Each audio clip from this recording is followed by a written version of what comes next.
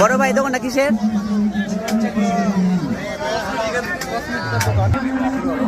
বলো তুমি বলো।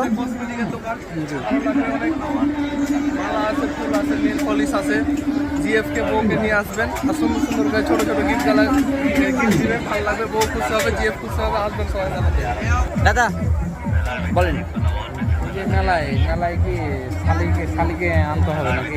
আপনি শালিকে নিয়ে আসবেন ঠিক আছে, আপনার আত্মীয় বা আপনার বউ বা আরো কোনো ফ্রেন্ড আপনার পথ খেয়ে গেলে তখন আপনি কি করবেন ভাই? মেলাতে এসে ভালো কথা, বউকে জিএফকে নিয়ে আসবেন, শালিকে নিয়ে আসা যাবে না ভাই, পথ খেয়ে গেলে বিপদ। যাদের শালি নেই তারা কি করবে?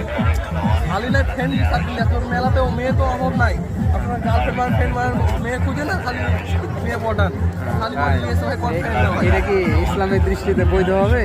এখনকার জেনারেশন ভাই ওসব বিষয় দেখলে তো হবে না ভাই, এখন এই পুরা জেনারেশন তো জাহান্নামে চলে যাবে। জাহান্নামে কি জায়গা হবে? এটা ঠিক আছে আপনার বিষয়টা, তো মেলাতে তো সব দেখা হয় না ভাই, তো আসেন আর মনে আনন্দ করার জন্য ঘুরে বেড়ান। Thank you.